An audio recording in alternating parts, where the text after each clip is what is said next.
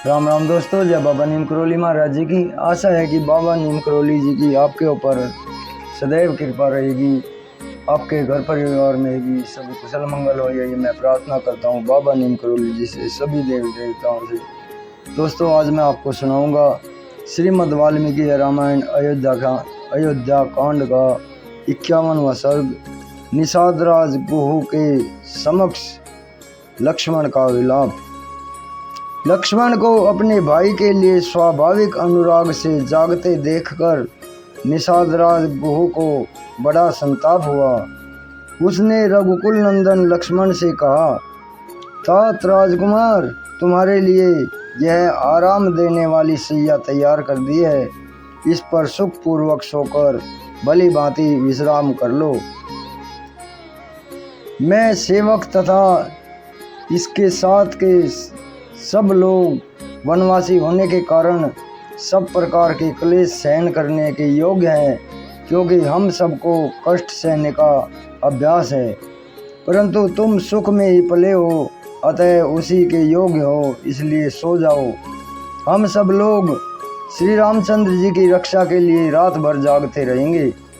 मैं सत्य की शपथ खाकर कहता हूँ कि इस भूतल पर मुझे श्री राम से बढ़कर प्रिय दूसरा कोई नहीं है। इन रघुनाथ जी के प्रसाद से ही मैंने इस लोक में महान यश, विपुल धर्म लाभ तथा प्रचुर अर्थ एवं भोग वस्तु पाने की आशा करता हूँ। अतः मैं अपने बंधु बांधवों के साथ हाथ में धनुष लेकर सीता सहित सोए हुए प्रिय सखा श्री राम की सब प्रकार से रक्षा करूंगा। इस वन में सदा विचरते रहने के कारण मुझसे यहाँ कोई भी बात छिपी नहीं है। हम लोग यहाँ शत्रु की अत्यंत शक्तिशालिनी विशाल चतुरंगिणी सेना भी अनायास ही जीत लेंगे।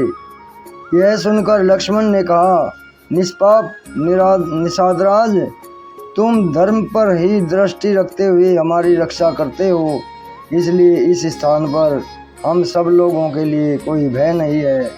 फिर भी जब महाराज दशरथ के ज्येष्ठ पुत्र सीता के साथ भूमि पर शयन कर रहे हैं, तब मेरे लिए उत्तम शैया पर सोकर नींद लेना, जीवन धारण करने के लिए स्वादिष्ट अन्न खाना अथवा दूसरे सुखों को भोगना कैसे संभव हो सकता है।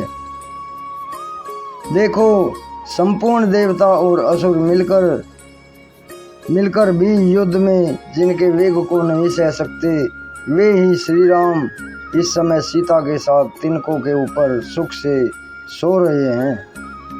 गायत्री आदि मंत्रों के जप, कृच्छ चंद्रायण आदि तप तथा नाना प्रकार के पराक्रम यज्ञानुष्ठान आदि प्रयत्न करने से जो महाराज दशरथ को अपने समान उत्तम लक्षणों से युक्त ज्येष्ठ पुत्र के रूप में प्राप्त हुए हैं, उन्हीं श्री राम के वन में आ जाने से अब राजा दशरथ अधिक काल तक जीवन धारण नहीं कर सकेंगे। जान पड़ता है कि निश्चय ही यह पृथ्वी अब शीघ्र ही विधवा हो जाएगी। तात, रानीवास की स्त्रियां बड़े जोर से आर्तनाद करके अधिक श्रम के कारण अब चुप हो गई होंगी। मैं समझता हूँ राजभवन का हाहाकार, अब चीत्कार अब समाप्त हो गया होगा। महारानी कौशल्या, दशरथ तथा मेरी माता सुमित्रा, ये सब लोग आज की रात जीवित रहेंगे या नहीं, यह मैं नहीं कह सकता। शत्रुघ्न की बाट देखने के कारण संभव है कि मेरी माता जीवित रह जाए, परंतु यदि वीर जननी कौशल्या श्री राम के विरह में नष्ट हो जाएंगी तो यह हम लोगों के लिए बड़े दुख की बात होगी, जिसमें श्री राम के अनुरागी मनुष्य भरे हुए हैं तथा जो सदा सुख का दर्शन रूप प्रिय वस्तु की प्राप्ति कराने वाली है, वह अयोध्यापुरी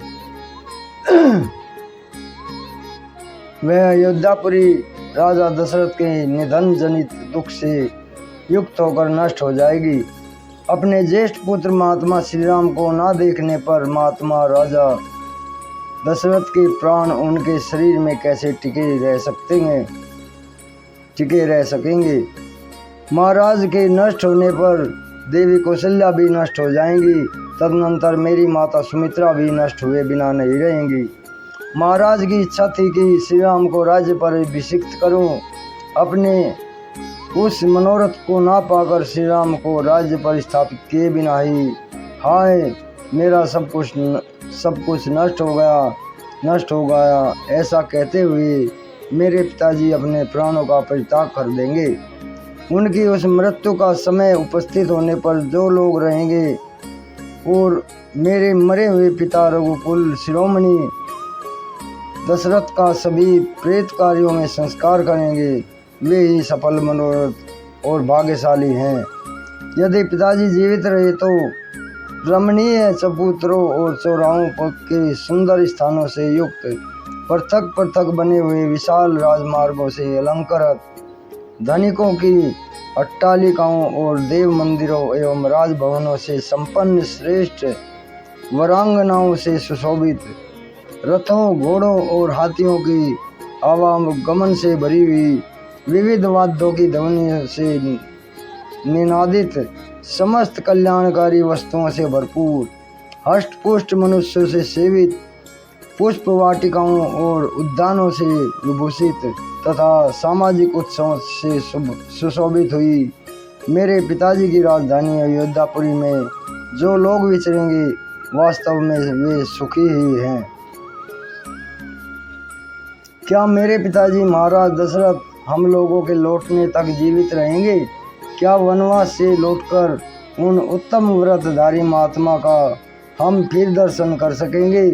क्या वनवास की इस अवधि के समाप्त होने पर हम लोग सत्य प्रतिज्ञ श्री राम के साथ कुशल पूर्वक अयोध्यापुरी में प्रवेश कर सकेंगे? इस प्रकार दुख से आर्त होकर विलाप करते हुए महामना राजकुमार लक्ष्मण को वह सारी रात जागते हुए ही बीती। प्रजा के हित में संलग्न रहने वाले राजकुमार लक्ष्मण जब बड़े भाई के प्रति सौहार्द उपयुक्त रूप से यथार्थ बात कह रहे थे, उस समय उसे सुनकर निषाद राजबहू दुख से पीड़ित हो उठा और व्यथा से व्याकुल हो ज्वर से आतुर हुए हाथी की भांति आंसू बहाने लगा। इस प्रकार श्री वाल्मीकि निर्मित आर्ष रामायण आदि काव्य के अयोध्या कांड में 51वां सर्ग पूरा हुआ। जय श्री राम, जय हनुमान जी की, जय बाबा नीम करोली महाराज की, जय शिव शंकर भोलेनाथ जी की, जय गौ माता की। राम। तो दोस्तों ये श्रीमद् वाल्मीकि है रामायण अयोध्या कांड का 51वां सर्ग पूरा हुआ है। अभी आज्ञा लेता हूँ, कल मैं आपको इसका 52वां सर्ग सुनाऊंगा। जय राम जी की, जय हनुमान जी की, जय बाबा नीम करोली महाराज जी।